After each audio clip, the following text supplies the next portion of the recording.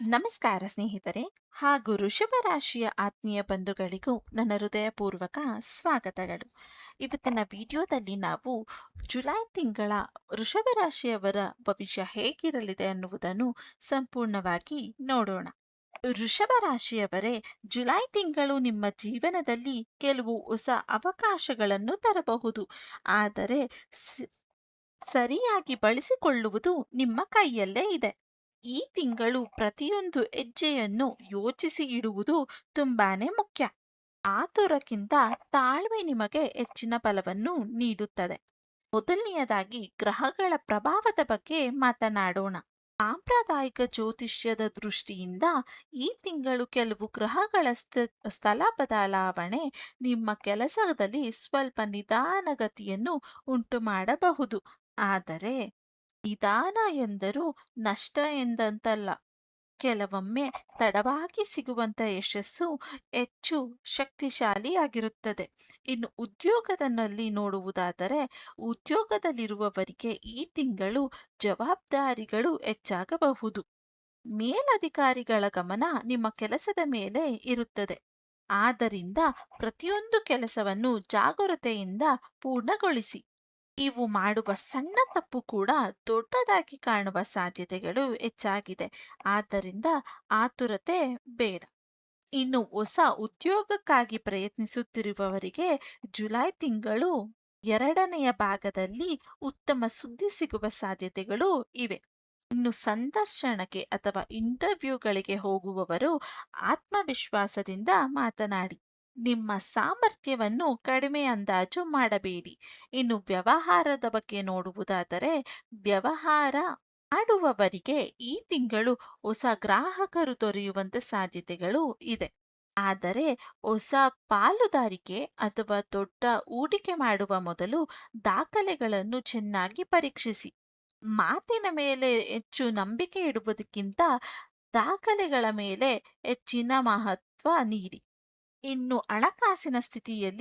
ಹಣಕಾಸಿನ ವಿಚಾರದಲ್ಲಿ ಈ ತಿಂಗಳು ಅಧಿಕ ಆದಾಯವೂ ಇದ್ದರೂ ಖರ್ಚುಗಳು ಕೂಡ ಹೆಚ್ಚಾಗಿರುವಂತ ಸಮಯ ಇದಾಗಿದೆ. ಮನೆಯ ಅಗತ್ಯಕ್ಕಾಗಿ ವಾಹನ, ಆರೋಗ್ಯ ಅಥವಾ ಮಕ್ಕಳ ಶಿಕ್ಷಣಕ್ಕಾಗಿ ಹಣ ಖರ್ಚಾಗುವ ಸಾಧ್ಯತೆಗಳು ಕೂಡ ಇವೆ. ಇನ್ನು ಸಾಲ ಕೊಡುವ ಮೊದಲು 2 ಬಾರಿ ಯೋಚಿಸಿ. ಯಾರಿಗಾದರೂ ಸಹಾಯ ಮಾಡುವುದು ತುಂಬಾನೇ ಒಳ್ಳೆಯದು. ಆದರೆ ನಿಮ್ಮ ಆರ್ಥಿಕ ಸ್ಥಿತಿಯನ್ನು ಗಮನದಲ್ಲಿಟ್ಟುಕೊಂಡು ನಿರ್ಧಾರವನ್ನು ತೆಗೆದುಕೊಳ್ಳಿ. ಇನ್ನು ಉಳಿತಾಯದ ಆರಂಭವನ್ನು ಮಾಡುವುದರಿಂದ ಮುಂದಿನ ತಿಂಗಳಲ್ಲಿ ಅದರ ಪ್ರಯೋಜನವನ್ನು ನೀವು ಕಾಣುತ್ತೀರಾ. ಇನ್ನು ಕುಟುಂಬ ಮತ್ತು ದಾಂಪತ್ಯ. ಕುಟುಂಬದಲ್ಲಿ ಸಾಮಾನ್ಯವಾಗಿ ಶಾಂತಿಯ ವಾತಾವರಣ ಇರಬಹುದು. ಆದರೆ ಸಣ್ಣ ವಿಚಾರಗಳಿಗೂ ದೊಡ್ಡದಾಗಿಸದಿದ್ದರೆ ಸಂಬಂಧಗಳಲ್ಲಿ ಇನ್ನಷ್ಟು ಗಟ್ಟಿಯಾಗಿರುತ್ತವೆ. ದಾಂಪತ್ಯ ಜೀವನದಲ್ಲಿ ಪರಸ್ಪರ ಅರ್ಥ ಮಾಡಿಕೊಳ್ಳುವುದು ಬಹಳ ಮುಖ್ಯ. ನಿಮ್ಮ ಸಂಗಾತಿಯ ಮಾತನ್ನು ಸಂಪೂರ್ಣವಾಗಿ ಕೇಳಿ. ಒಂದು ಸಣ್ಣ ನಗು ಮತ್ತು ಒಳ್ಳೆಯ ಮಾತು ದೊಡ್ಡ ಸಮಸ್ಯೆಯನ್ನು ಕೂಡ ಪರಿಹಾರ ಮಾಡಬಹುದು. ಇನ್ನು ಮಕ್ಕಳ ಬಗ್ಗೆ ಸಂತಸದ ಸುದ್ದಿ ಕೇಳುವ ಸಾಧ್ಯತೆಗಳು ಕೂಡ ಇವೆ. ಇನ್ನು ಆರೋಗ್ಯದ ವಿಷಯದಲ್ಲಿ ನಿರ್ಲಕ್ಷ್ಯವು ಬೇಡ. ಸಮಯಕ್ಕೆ ಊಟ, ಸಾಕಷ್ಟು ನೀರು, ಸರಿಯಾದ ನಿದ್ದೆ ಮತ್ತು ಸ್ವಲ್ಪ ವ್ಯಾಯಾಮ ನಿಮ್ಮ ಆರೋಗ್ಯವನ್ನು ಉತ್ತಮವಾಗಿಸುತ್ತದೆ. ವಿಶೇಷವಾಗಿ ಕಾಲು, ಬೆನ್ನು, ಕುತ್ತಿಗೆ ಅಥವಾ ಜೀರ್ಣಕ್ರಿಯೆ ಸಮಸ್ಯೆಗಳು ಬಂದಾಗ ತಕ್ಷಣ ವೈದ್ಯರಿಗೆ ಸಲಹೆ ನೀಡು ಅಥವಾ ಪಡೆದುಕೊಳ್ಳುವುದು ಉತ್ತಮ. ವಾಹನ ಚಲಿಸುವಾಗ ವಿಶೇಷ ಎಚ್ಚರಿಕೆಯನ್ನು ವಹಿಸಿ. ವೇಗಕ್ಕಿಂತ ಸುರಕ್ಷತೆಗೆ ಅಗತ್ಯವನ್ನು ನೀಡಿ. ಇನ್ನು ವಿದ್ಯಾರ್ಥಿಗಳಿಗೆ ಈ ತಿಂಗಳು ಏಕಾಗ್ರತೆ ಹೆಚ್ಚಿಸುವ ಅಗತ್ಯವಿದೆ. ಮೊಬೈಲ್ ಮತ್ತು ಸೋಷಿಯಲ್ ಮೀಡಿಯಾದ ಕಡೆ ಹೆಚ್ಚು ಗಮನವನ್ನು ಹರಿಸದೆ ಓದಿನ ಕಡೆ ಗಮನವನ್ನು ಹರಿಸಿದರೆ ಉತ್ತಮ ಫಲಿತಾಂಶ ದೊರೆಯುವುದು. ಇನ್ನು ಪ್ರೀತಿ ಮತ್ತು ಸಂಬಂಧ. ಇನ್ನು ಪ್ರೀತಿಯ ಸಂಬಂಧದಲ್ಲಿರುವವರಿಗೆ ಅನುಮಾನಕ್ಕೆ ಅವಕಾಶ ಕೊಡದಿರಿ. ಮೂಕವಾಗಿ ಮಾತನಾಡುವುದು ಸಂಬಂಧವನ್ನು ಇನ್ನಷ್ಟು ಗಟ್ಟಿಗೊಳಿಸುತ್ತದೆ. ಇನ್ನು ವಿವಾಹಕ್ಕಾಗಿ ಪರೀಕ್ಷಿಸುತ್ತಿರುವವರಿಗೆ ಹೊಸ ಪರಿಚಯಗಳು ಆರಂಭವಾಗುವ ಸಮಯ ಇದಾಗಿದೆ. ಆದರೆ ಯಾವುದೇ ನಿರ್ಧಾರಗಳನ್ನು ಆತುರದಿಂದ ತೆಗೆದುಕೊಳ್ಳಲು ಹೋಗಬೇಡಿ. ಇನ್ನು ಆಧ್ಯಾತ್ಮಿಕದ ಬಗ್ಗೆ ಈ ತಿಂಗಳು ದೇವರ ಆರಾಧನೆ ನಿಮ್ಮ ಮನಸ್ಸಿಗೆ ಶಾಂತಿಯನ್ನು ನೀಡಬಹುದು. ಪ್ರತಿ ಗುರುವಾರ ಗುರುಗಳಿಗೆ ಸ್ಮರಣೆ ಮಾಡುವುದು ಅಥವಾ ದೇವಿ ದೇವಸ್ಥಾನಕ್ಕೆ ಭೇಟಿ ನೀಡುವುದು ನಿಮಗೆ ಶುಭಕರವಾಗಿರಬಹುದು. ಸಾಧ್ಯವಾದರೆ ಅನ್ನದಾನ ಅಥವಾ ಅವಶ್ಯಕತೆ ಇರುವವರಿಗೆ ಸಹಾಯ ಮಾಡಿ.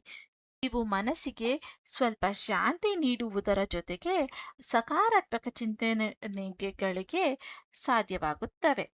ಇನ್ನು ಈ ತಿಂಗಳ ಮುಖ್ಯ ಸಲಹೆಗಳು: ಯಾವುದೇ ನಿರ್ಧಾರಗಳನ್ನು ಆತುರದಿಂದ ತೆಗೆದುಕೊಳ್ಳಲು ಹೋಗಬೇಡಿ. ಹಣದ ವ್ಯವಹಾರದಲ್ಲಿ ಎಚ್ಚರಿಕೆ ಇರಲಿ. ಇನ್ನು ಆರೋಗ್ಯವನ್ನು ನಿರ್ಲಕ್ಷಿಸಬೇಡಿ. ಕುಟುಂಬದಲ್ಲಿರುವವರಿಗೆ ಹೆಚ್ಚು ಸಮಯವನ್ನು ಕೊಡಿ. ವಾಹನ ಚಲಿಸುವಾಗ ಜಾಗರೂಕತೆ ಇರಲಿ.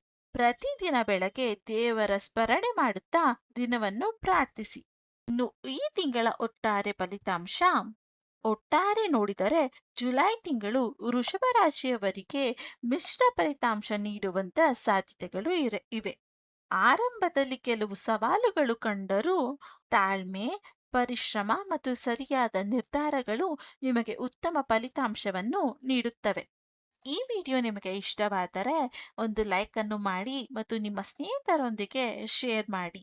ಇದೇ ರೀತಿಯಾದಂಥ ರಾಶಿ ಭವಿಷ್ಯ ಅಥವಾ ಪರಿಹಾರಕಾರಿ ವಿಡಿಯೋ ನಿಮಗೆ ಬೇಕಾದಲ್ಲಿ ನಮ್ಮ ಚಾನೆಲ್ನನ್ನು ಸಬ್ಸ್ಕ್ರೈಬ್ ಮಾಡ್ಕೊಳ್ಳಿ. ಮತ್ತೆ ನಾಳೆ ಒಂದು ಹೊಸ ವಿಡಿಯೋದೊಂದಿಗೆ ನಿಮ್ಮೊಂದಿಗೆ ಸಿಗುತ್ತೇನೆ ಎಂದು ಹೇಳುತ್ತಾ ನನ್ನ ಚಾನೆಲ್ ನೋಡಿದ್ದಕ್ಕೆ ಧನ್ಯವಾದಗಳು. ಶಿವ ನಿಮ್ಮನ್ನು ಸದಾ ಕಾಪಾಡಲಿ.